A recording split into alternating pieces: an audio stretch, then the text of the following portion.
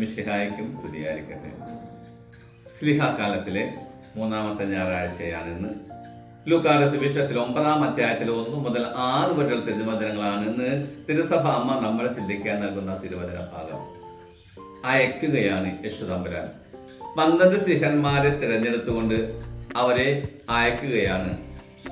പിശാചുക്കളുടെ മേൽ എല്ലാ അധികാരവും ശക്തിയും അവർ കൊടുത്തു. രോഗങ്ങൾ സുഖപ്പെടുത്തുവാനുള്ള ശക്തിയും കൊടുത്തു. ദൈവരാജ്യം പ്രഘോഷിക്കുവാനുള്ള ഉത്തരവാദിത്വം ഏൽപ്പിച്ചുകൊണ്ട് അവരെ അയക്കുകയാണ്.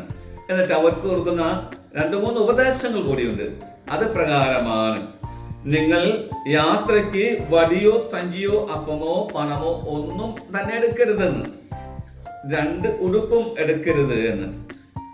പിന്നീട് അവിടുന്ന് പറയാണ്, നിങ്ങൾ ഏത് വീട്ടിൽ പ്രവേശിച്ചാലും ആ വീട്ടിൽ തന്നെ താമസിക്കുക, അവിടുന്ന് പുറപ്പെടുകയും ചെയ്യുക. ഇനി ഏതെങ്കിലും വീട്ടിൽ നിങ്ങൾ പ്രവേശിക്കുമ്പോൾ അവിടെ നിങ്ങൾ സ്വീകരിക്കാതിരുന്നാൽ നിങ്ങളുടെ കാലിൽ തട്ടിയിരിക്കുന്ന പൊടി തട്ടിക്കളഞ്ഞിട്ട് അവിടുന്ന് പുറപ്പെടുവിൻ, ദൈവരാജ്യം പ്രഘോഷിക്കുവാൻ അവിടെ ഏൽപ്പിക്കുകയാണ്. പ്രിയമുള്ളവരെ, ശിഷ്യന്മാരെ എല്ലാം ഉപേക്ഷിച്ചുകൊണ്ട് നാഥനെ അനുധാവനം ചെയ്യുവാനും പിശാചുക്കളെ ബഹിഷ്കരിക്കുവാനും രോഗങ്ങൾ സുഖപ്പെടുത്തുവാനും ദൈവരാജ്യം പ്രഘോഷിക്കുവാനുമായി വലിയ ഉത്തരവാദിത്തം ഏൽപ്പിച്ച് അയക്കുമ്പോൾ ശിഷ്യന്മാരായി വിളിക്കപ്പെട്ട എല്ലാ ശിഷ്യന്മാരും വളരെ കൃത്യമായി തന്നെ ആ സുവിശേഷ വേല ചെയ്തതായിട്ട് നമുക്കറിയാം. എന്നാൽ ഇന്നത്തെ ലോകത്ത് യേശുനാഥൻ ശിഷ്യന്മാർ കൊടുക്കുന്ന ഉപദേശം, വടിയോ സഞ്ചിയോ ചെരുപ്പോ പണമോ ഒന്നും കൊണ്ടുപോകരുതെന്ന് പറയുമ്പോൾ ഇന്നത്തെ ജനം, ഇന്നത്തെ ലോകം പണത്തിന് മീതെ പരുന്തും പറക്കുകയില്ല എന്ന് ചിന്തിക്കുന്ന ഒരു ലോകത്തിലാണ്.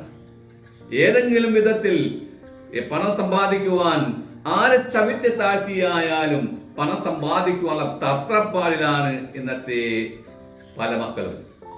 യേശുനാഥൻ ചോദിക്കുന്നുണ്ടല്ലോ ധനവാനോട്, ലോകം മുഴുവൻ നേടിയാലും നിന്റെ ആത്മാവ് നശിച്ചാൽ നിനക്ക് എന്ത് പ്രയോജനം?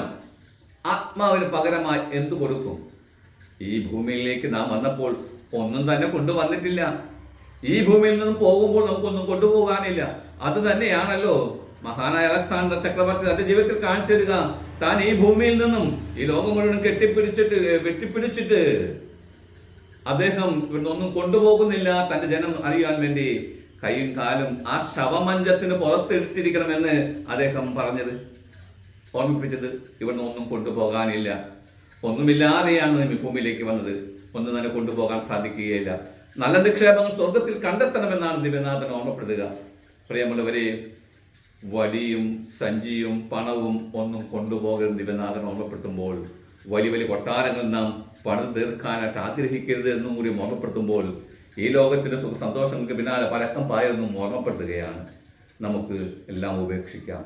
മാമോദിസ സ്വീകരിച്ച നാം ഓരോരുത്തരും തന്നെ യേശുവിനെ പ്രഘോഷിക്കാൻ കടപ്പെട്ടവരാണ്. നമുക്ക് സാധിക്കുന്ന വിധത്തിൽ യേശുവിനെ മറ്റുള്ളവർക്ക് പകർന്നു കൊടുക്കുവാനും അങ്ങനെ ദൈവരാജ്യം പ്രഘോഷിക്കുവാനും ദൈവരാജ്യത്തിൽ നാം സ്വീകാര്യരാകാനും നല്ല നല്ല പ്രവർത്തികൾ ചെയ്ത്, ഉപവിയുടെ പ്രവർത്തനങ്ങൾ ചെയ്ത് നല്ല നിക്ഷേപങ്ങൾ സ്വർഗത്തിൽ കണ്ടെത്തുവാനും വേണ്ട കൃപയ്ക്ക് വേണ്ടി യേശുതമ്പുരാനോട് ഈ ശ്രീകാലത്തിൽ നമുക്ക് പ്രാർത്ഥിക്കാം. അങ്ങനെ സഭയെ വളർത്തുന്ന വ്യക്തിത്വങ്ങളായി തീരുവാൻ സഭാതനായ നമുക്ക് ഓരോരുത്തരും ശ്രമിക്കാം. യേശുതമ്പുരാൻ നമ്മെല്ലാവരെയും ആശീർവദിക്കട്ടെ, അനുഗ്രഹിക്കട്ടെ. ആമേൻ.